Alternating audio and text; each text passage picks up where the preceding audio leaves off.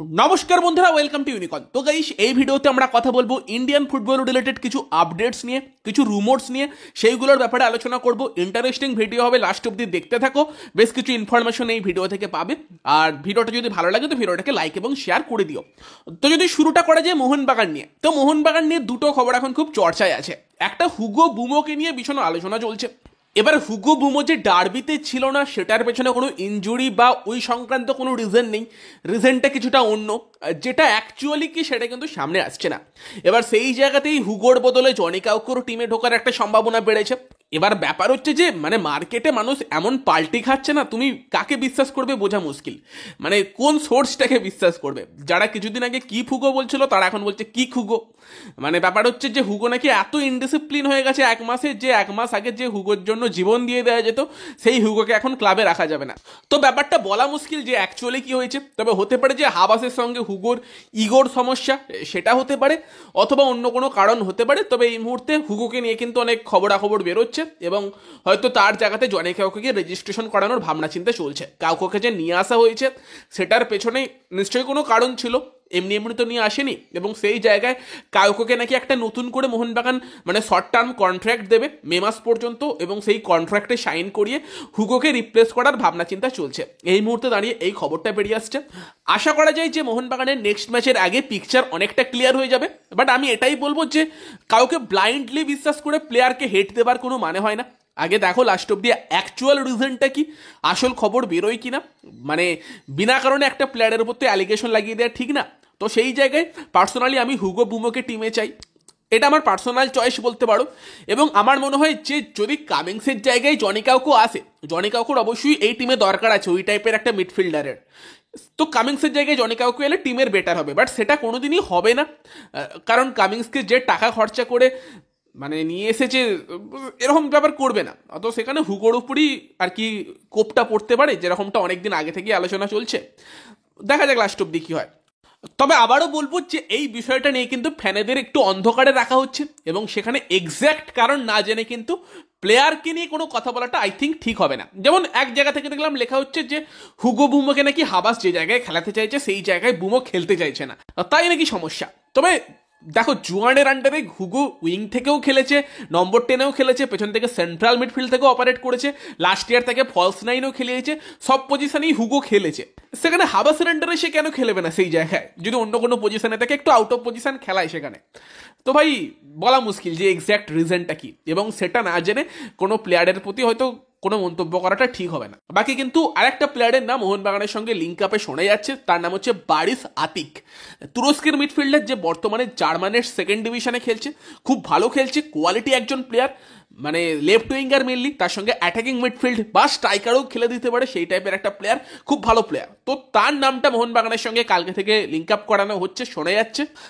এখন এটাকে জাস্ট রুমোর বলতে পারো, এটা কিন্তু পরের সিজনের জন্য, এই মরশুমের জন্য না, নেক্সট মরশুমের জন্য তাকে নাকি মোহনবাগান স্কাউট করছে, তার সঙ্গে কথাবার্তা বলেছে বা এরকম কোনো ব্যাপার না।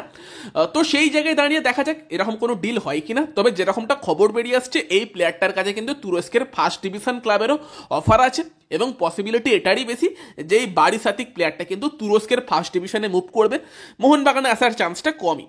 বাট একটা রুমোর বেরিয়ে আসছে, তোমাদেরকে জানালাম, এটাই জাস্ট।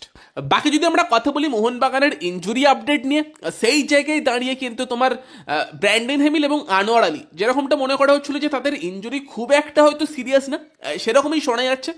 দেখো এবার কোথায় ইনজুরি বা কি ইনজুরি হয়েছে, সেই সব ব্যাপারগুলো তো টিমের ভেতরকার ব্যাপার, সেই সব খবরগুলো বাইরে খুব একটা আসবে না। তো সেই জায়গায় দাঁড়িয়ে যেটুকু আমি শুনলাম, তো সেটা হচ্ছে যে Hamill and Anwar will be back soon, তাড়াতাড়ি তারা ফিরবে। বিশাল বড় চোট না যে অনেকটা সময়ের জন্য ছিটকে যাবে, বাট তারপরও নেক্সট হায়দ্রাবাদ ম্যাচে তাদেরকে পাবার আশা করছি না।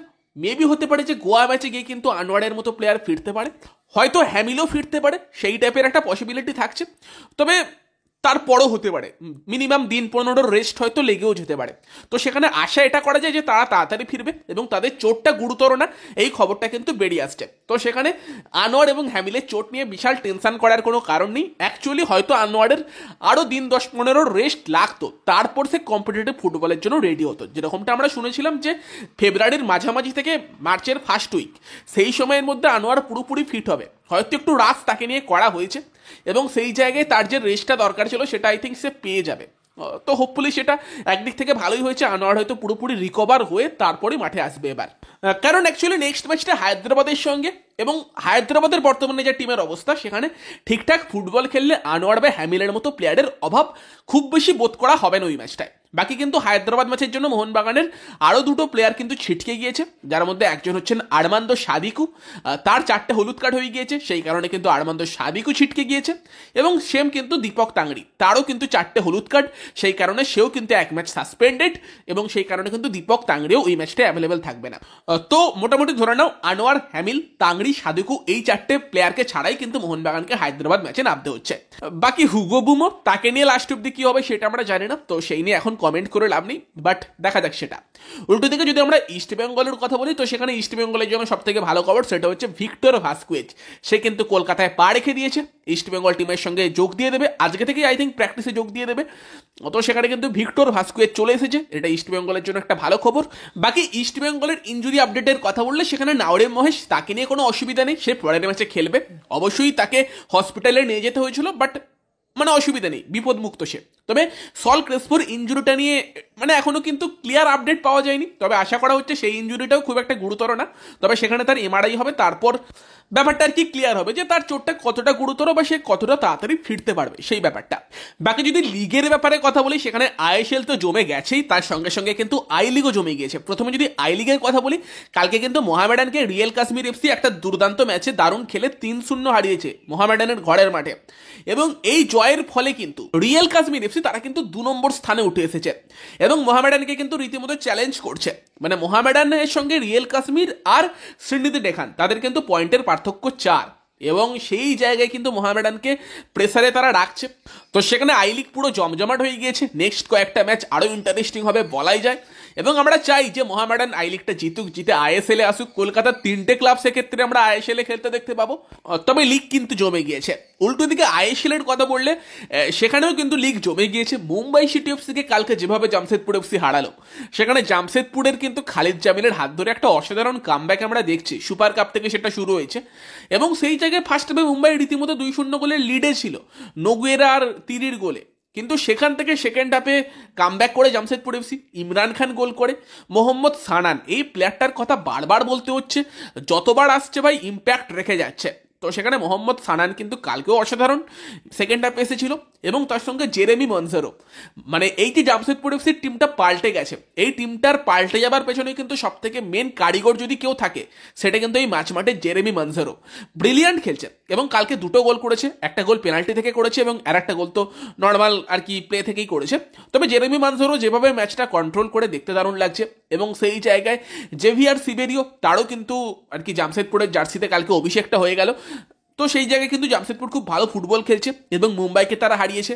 এর আগে কিন্তু পাঞ্জাব এফসি তারা কিন্তু বেঙ্গালুরুকে হারিয়েছে, সেখানেও বেঙ্গালুরু ফার্স্টে এগিয়ে গিয়েছিল সুনীল ছেত্রীর গোলে, বাট দেন সেখান থেকে আর কি পাঞ্জাব কামব্যাক করে 3-1 হারিয়েছে।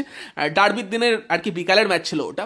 তো সেখানে বেঙ্গালুরু যেভাবে ট্রান্সফার মার্কেটে কাজ করেছে, এক্সপেকটেশন বেশি ছিল তাদের থেকে, বাট সেই লেভেলের পারফর্ম তারা কিন্তু করতে পারেনি। তো সেখানে কিন্তু আইএসএলও রীতিমতো জমে গিয়েছে, যে কোনো টিমকে টক্কর দিচ্ছে, হারিয়ে দিচ্ছে।